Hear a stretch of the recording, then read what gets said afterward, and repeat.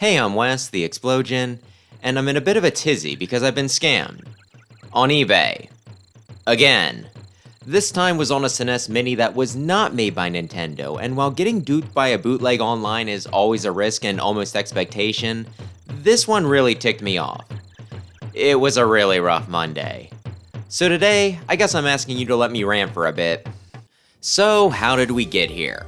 Well, I have a few games on my Super Nintendo that I want to play that, due to Disney reasons, will never be on NSO, and unfortunately, either my Super Nintendo or just the carts that I happen to try no longer work. I did not store them properly for a few years. It's a point of great shame, it'd be a pain to set up to record anyway, let's just move on. So I decide that I want a SNES Mini so that I can wish to myself to add more games to it. It's been way too long since any have been printed though, so I gotta go through eBay. I see several priced at around $80, which seems weird since that's original MSRP. And yeah, that set off a few alarm bells, but who knows, maybe someone found a pallet of them in a warehouse, and since I think everything on it can be played in some way, shape, or form on Switch, the demand was down and they figured selling it for the standard price was good enough. So after mulling it over for a while, I finally caved, bought it, it arrived, and I decided to test it out by playing Mega Man X. Of course. When I do, it's widescreen, which felt a little off. Partway through the highway, I decide to test out the save state, thinking I can use that as an opportunity to change the ratio, and I get a box that says, Operation Hints being saved as the system completely freezes. Weird. I turn it off, then back on, go to options, 4:3 doesn't look right, so I change it to pixel perfect, and now the screen looks a bit too skinny, like someone stretched it out vertically. I'm also playing like ass.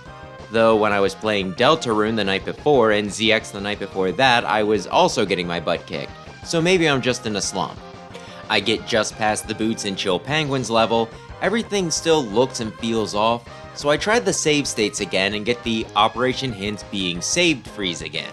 I Google the error message and turn up a Reddit post that says that the system's a knockoff, also citing the wrong aspect ratio, as well as input lag. It wasn't me! It felt slow, but I attributed that to me just being off my game and feeling kind of slow myself. I immediately boxed it back up and then took the only sane option available to me, a run of the Highway and Chill Penguin stage on the X Legacy Collection 1 for Switch, and I was able to get through that with just a few dumb mistakes due to rushing, not me feeling the need to question whether I've devolved to the point that I need to hang it up. My skills haven't atrophied yet. So I then go to eBay to contact the seller. When the transaction originally went through, they did message me with the typical pleasantries and requests for positive feedback, but also asked that if there were any problems, to contact them before requesting a return or leaving a bad review, which could just be more customer service lines, but also kind of feels like they're trying to preemptively avoid any backlash for something they know they're doing wrong and hoping they don't get caught for. It's like when you make a sibling cry and then try to bribe them with a favor to get them to stop before mom finds out. Which is kind of what happened here. I confronted them about it being a fake along with a list of the issues, to which they apologized and asked if I'd accept a partial refund so that I didn't have to send it back, which, if the thing sucks to play, why the heck would I want it, even with however much of a discount they're giving me? I say that, but there was a review where someone called it out as a fake but said that it was good enough for their kids, so I guess some people are fine with it, even if they can tell. Someone called child services. Anyway, I put my foot down, said nothing in the description mentioned it being a reproduction, flawed or otherwise, that I really didn't want it, and instead demanded a full refund, with shipping to send it back being covered by them. And they said okay. I later asked for a shipping label and they said I could just keep it. The thing's a piece of crap, so a part of me considered insisting that they take it back, but I imagine it'd be hard to charge them for shipping if I was the one who pushed for it. On the plus side, at least this let me unbox it again to get some footage of some of the issues. Or so I thought, but not only could I not record the thing, but my Elgato stopped picking up HDMI until I reset my computer. Maybe it was a general issue and coincidentally occurred when I plugged in the fake, but I was not risking letting it brick my game capture with a second attempt. This is also why you're getting gameplay from NSO and Legacy Collection. Had I known that this sort of issue was also going to occur, that might have also made my conundrum a little bit easier. What kind of feedback do I leave for this? On one hand, this whole ordeal was both disappointing and frustrating, and trying to sell a fake as an original, hoping that nobody notices, certainly feels illegal. This kind of false advertising constitutes fraud, right? On the other hand, I didn't lose out on any money, and I essentially got something for free, so complaining too much feels inappropriate. So I left neutral, describing both the bad and the good in my review, and I kinda regret it. Now, to flip the situation on its head, I recently bought a GameCube off eBay as well. Yeah, my original died too. It came with wires and I opted for the 4-controller bundle, and I'm mostly happy with it. As far as I can tell, the GCN is legit. If it's not, I haven't noticed any red flags, though I will say that the controllers do suck. They're lighter, which I'm guessing is from a lack of built-in rumble. I haven't felt any vibrations. They look cheaper than the ones that I bought 20 years ago, and the buttons are flatter and stiffer. But right in the description, they were listed as being third-party. While I'd normally want this mentioned a bit more prominently, this was a bundle that came with a few options you could select, so reading the full description feels a little more expected here. So yeah, while I am a little disappointed with the controller quality and not sure how much I'll use them, I knew there was a chance that I'd be looking at a Mad Catz going into it, and they still work as backups if my official ones ever die or I just need a bunch at once. Better than just having an unusable console. The wires also weren't the original, though hey, the power cord looks a bit fancier, so it might actually work out better for me in the long run. My point here is, while it might not have been what I was hoping for, I still didn't feel cheated or angry because they were upfront with what they were selling, and the important part of the parcel was exactly what I was in the market for. I'll take it one step further and say that I wouldn't care that much if I bought a bootleg as long as it at least worked like the genuine article. I'm a function-minded kind of person. I considered that the SNES Mini I ordered might be a fake, but since I was planning on modding it anyway, I figured as long as it looked and played right, I wouldn't scrutinize it too closely. This though... And the other thing that bugs me is that I can see a lot of people not being able to tell. Maybe the save state issue would tip enough off, but if you're buying it just as a fun little thing to keep around the house, you might not even realize that's a function and think that the shoddy controls are just you being bad. That they seem to be trying to get away with it is what ticks me off. When a mistake is made and things are fixed, while less than ideal, it still feels like people are at least trying to do the right thing.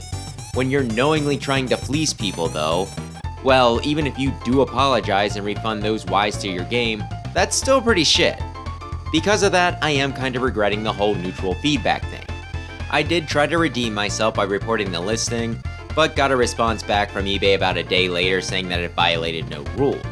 While I want to protest more and speculate on why they might not care about a bootleg, I also don't want to get hit for libel, so you can just use your imagination. I'll use mine.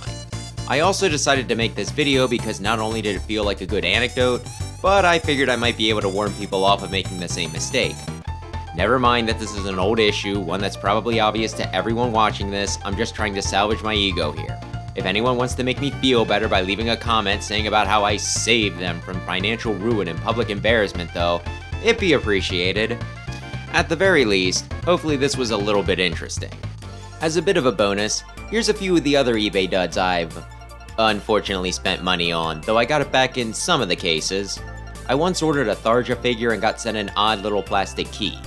Not sure if it was a toy or for some sort of mall locker, but if it was the second... Well, while that almost feels like the setup for a drug drop, I don't think the seller was close enough for that, but either way, I was able to dispute it with eBay and they refunded me, no questions asked. I once ordered a network transmission player's guide and received a butterfly knife. I knew the dimensions on the package didn't look right. Guy refunded me after saying it was a mistake and he somehow lost the book. Some of the feedback on his page suggested he was claiming to misplace the items he was auctioning off when he didn't get the price he was hoping for, but since I got my money back, I didn't raise a stink. Don't remember what happened with the knife. I bought a few dead cartridges that I set to the side for later and then found out when I went to play them that they didn't work after the return window closed. Remember kids, always test the things you buy as soon as possible. I bought one Animal Crossing amiibo card that I knew was an obvious reproduction when I received it. Read over the description again afterwards and found out that I missed a line that mentioned that. Figured that one was on me, but I saw someone else have a similar complaint, which the seller responded to by mocking them and calling them an idiot. which not only felt unprofessional, but also made me think that maybe I should have left some nasty feedback since it probably should have been in the listing's title, not buried in the description. The seller knew what they were doing. The other one that really gets me was when I bought a few little Mega Man figures and was promised the shipping discount, which I then didn't get. Before I paid, I sent a request for an updated total, got the same amount back, wanted the figures enough that I paid anyway, and then left them neutral feedback notating the misapplied fee. I got an angry message back saying about how they had just gotten back from a big convention, how they just missed adjusting my price, and I should have tried harder to get in touch with them. They paid back the amount they owed, requested an updated feedback, which I changed to a positive and very apologetic one, which... No! How the heck was I supposed to know that they were coming off a hectic weekend? How is it my fault that you're making errors on your invoices? Heck, it wouldn't surprise me if they just wanted to see if they could get away with a few extra bucks off me. And what's with that tone? You apologize for your error and you fix the mistake. I got no problem bumping you up to positive. Getting mouthy with me and trying to gaslight me into thinking it's my fault is just bad manners. Really should have started out negative, then maybe changed it to neutral. But with that, I'll finally let you go.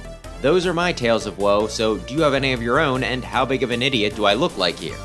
Thanks as always for watching, and maybe consider subscribing if you're into retro games, especially Mega Man. For everlasting peace.